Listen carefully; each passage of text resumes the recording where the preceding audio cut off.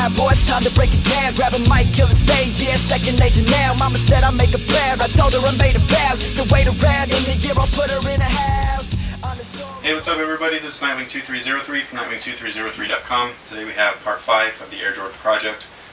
This is the performance review on the Air Jordan Retro 5. These released, I think it was last year, 2011. So basically, without wasting too much of your time, let's go ahead and get right into it. So as you can see that we have herringbone traction. This pattern is used on the forefoot as well as on the heel, leaving the midfoot just, a plain solid looking rubber, which doesn't matter too much since most of your pressure is going to be placed here on the heel as well as the forefoot area. This worked pretty well, and then there are instances where it did not work as well as it could have. I believe this is mostly from the usage of a translucent sole.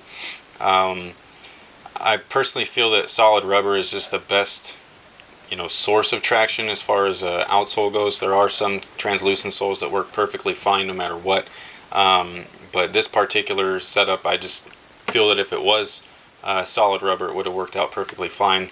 There are no Air Jordan 5s with solid rubber that I'm aware of, unless they're in the kid sizes like the toddlers and the infants and all that stuff. I believe that the grade school sizes have clear as well. So basically, from a front to back standpoint on the forefoot, it worked out perfectly fine. I have pretty much no complaints with it whatsoever.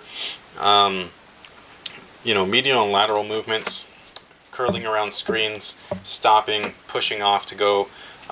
Those areas, they were okay. It wasn't the greatest, but it definitely wasn't horrible. It does get worse with more dust.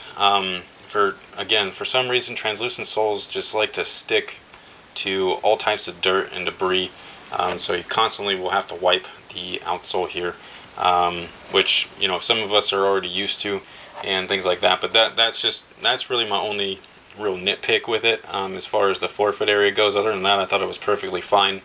The heel is where I actually had most of my issues with. Upon heel strikes, especially on real quick movements, fast breaks, things like that, or if I was curling around a screen and I'd hit like this and then keep going, as soon as I would hit right here, it would touch that one spot that just doesn't have anything on it. And it was textured when I first started playing in them, but that texture soon wore off. Once that wore off, it slips just a little bit while you start to catch your footing as far as your heel strike goes from your transition. So right when you hit, there's a small slip, not a full slip, just really like just a little tweak, and it can cause you to hesitate a little bit. So if you're not used to that, that's just something to look out for. It wasn't horrible, but it was something for me where I rely on that speed, and as soon as I step on the ground, I want to make sure that I'm going to stay there.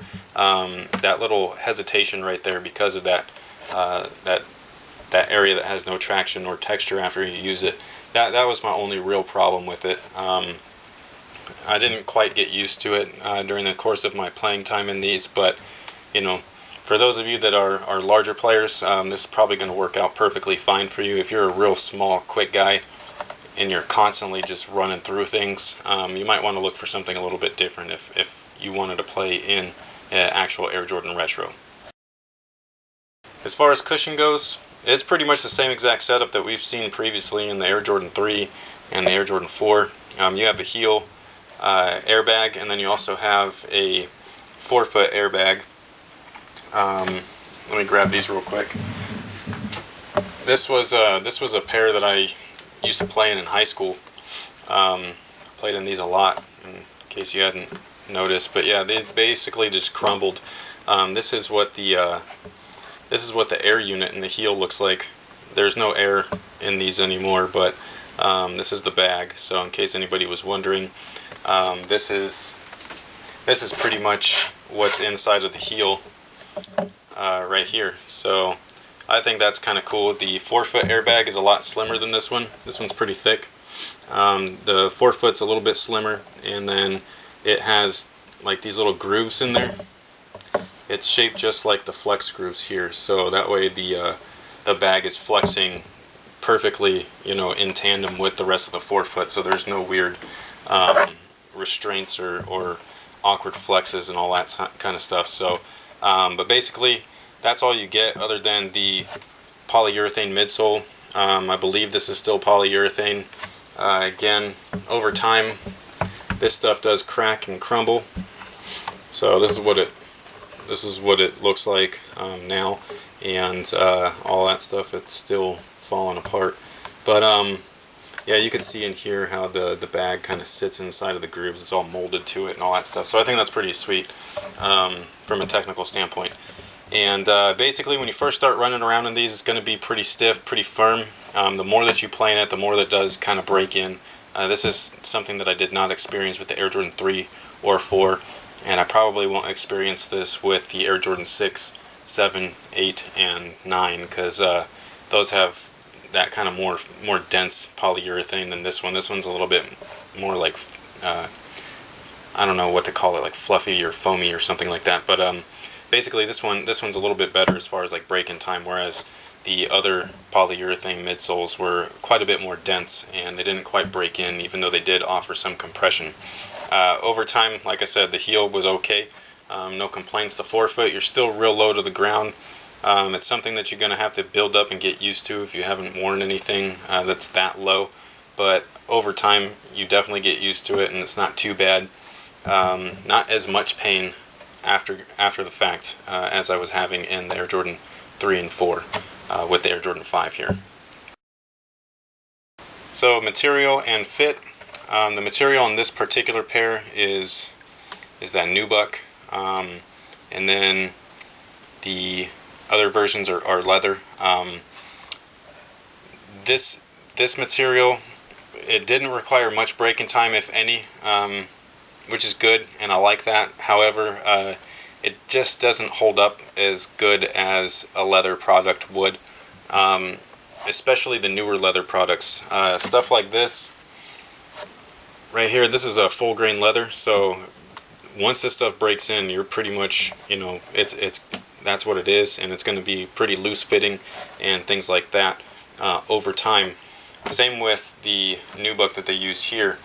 The newer leather is that cheaper leather, the split grain. So you have like the leather base, and then over it you have that polyurethane top coat, which gives it a little bit more strength. So that one, as far as material goes, is a little bit more supportive in the long run, and it's a lot more durable as well. Because this stuff, well, you can't see it really on here, but like along the edges and the sides and things like that, like the nubuck just kind of got like wiped off with impact and things like that. So instead of getting a scuff, it ended up kind of like, I don't know what to call it, like smoothing out the material. But other than that, I thought the materials were fine. I just would have preferred to have played in something with the that split grain leather upper, like what we had seen with the Countdown pack. But I was trying to play in the most recent of Air Jordan 5 Retros, which is this guy right here. And as far as the fit goes, I thought the fit was okay.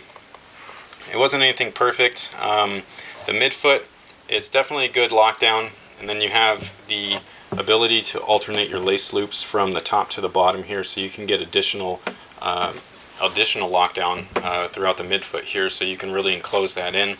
The top section here didn't have the best heel and ankle, lockdown that it could have offered. I even had to lace these up in the back holes, and it didn't help too much. This was the one that was like actually heavily padded and sculpted to the heel, which was nice at first. Once moisture started to build up, it almost sucked in all of that moisture, and so it kind of like made your foot slide around a little bit more than it should have or could have had there not been a lot of padding there. So it's a good and a bad thing. The forefoot is where I had a problem. I thought the forefoot was a little bit sloppy. If you wanted to, you could go down half a size. You would still have that issue with the sloppy forefoot fit. So just be aware of that. You kind of get used to it, but again, same thing with like that heel traction. When I'd get that little small slip, while in transition, when you're running and curling around the screen, your foot is going to stay planted pretty well because of the traction, but your foot inside is going to slip a little bit and shift left to right, again causing just a slight bit of hesitation on your part. You lose a couple of maybe milliseconds. Those milliseconds do count, especially if you're a guard. You want that quick first step, and if you have them beat and then you hesitate slightly just because your foot kind of slips inside the shoe a little bit, that's going to kind of hurt your game, and it's going to cause you to not react as quickly as you could have against your opponent. So in that sense, I thought the fit definitely could have been better. I thought the Air Jordan 3 and the Air Jordan 4 had a way better fit than these, surprisingly, because I was hoping that these would have a much better fit than what they actually offered. As far as ventilation is concerned, you pretty much have the same exact setup as you did with the Air Jordan 4. You have the mesh vents on both the medial and lateral sides, and then you also have that all the way down the tongue. This stuff was slightly less breathable just because of that plastic or rubber coating, whereas the Air Jordan 4 had that like really thin net material, so it really allowed that heat to escape. But when I say slightly, I mean like very, very slightly. Hopefully you're going to be able to see this. I doubt you will, just because it's all black inside, but inside the tongue there are large perforations just like there were in the Air Jordan 4. And then all the way at the base of the tongue here, there is a small cluster in a circular motion of more perforations there. So you get a pretty good amount of ventilation throughout the tongue. It's actually effective and it does work, which is nice. It's not going to be the most breathable shoe, but it's better than nothing. And then right in here, there is a thin lining that is behind that net, and that's also pretty breathable. Once again, it's a little bit more breathable than the tongue because the tongue has a lot of that cotton and padding inside of it, whereas the sidewalls here don't have anything. It's just a small thin layer of fabric. So pretty much the same thing. I'm going to probably grade this just slightly less than the Air Jordan 4, but you pretty much have the same exact setup as far as the ventilation is concerned. And you know, honestly, it's not anything too horrible, and it's pretty much what you'd expect, especially if you'd played in the Air Jordan 4 beforehand. This is a definite upgrade from the Air Jordan 3. Slight drawback just because of the top material layer from the Air Jordan 4, which in my opinion it's not really a big deal. And for a shoe that was made in the 90s, or man, when were these made? Yeah, I think it was 1990. It's definitely not that big of a deal in my opinion. As far as support, just like all of the other previous early model Air Jordans, you don't have much support that, you know, what we're used to today as far as carbon fiber, shank plates, TPU, heel cups, things like that. So basically you just have a molded arch for support. You have a thin internal heel counter, but I don't think this is TPU.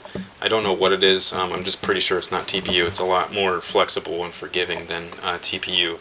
And the ankle area here, it could have been just this pair, or it could have just been the you know, my foot strikes and things like that, but I definitely did not feel any additional support with the height of the collar here within the ankle and heel. So especially when I'm really low, curling around screens and getting just really, really down in there, I do feel my ankle somewhat weak, where it could have been a little bit better with the material itself. A little bit more supportive, like I was saying earlier with the material section. If this were the pair that features that kind of split grain leather that has that polyurethane coat, like the Countdown packs and things like that, I think that would have been a little bit more support along the upper versus this particular shoe, which is the Nubuck version. So in my opinion, if you were going to play in a pair of Jordan 5s, I would probably not play in this particular colorway. I'd look for something with a leather upper, personally. I think that one would give you overall a little bit more support than what this one right here. Alright guys, so that pretty much takes care of the performance review on the Air Jordan 5. This is part 5 of the Air Jordan project. Overall, this is a pretty decent shoe. Could be better as far as material, upper support with the material itself. I thought that the Air Jordan 3 and the Air Jordan 4 are a lot better in the fit and material department versus this particular colorway here. And then I thought that the cushion was a lot better in this one over time versus the Air Jordan 3 and 4. So it's kind of like, you know, pick your poison in that sense. But you know, pretty much it's a decent shoe. If I was going to pick one to play in, I'd pick one with a leather upper instead, just because of the support factor. So that pretty much takes care of it. Thank you guys for all your support. Thanks for watching. Make sure to stay tuned to Nightwing2303.com for all of your performance needs as well as the performance scores. So you can go down in the description box and there's going to be a link to my site there. So thanks again, and until next time guys,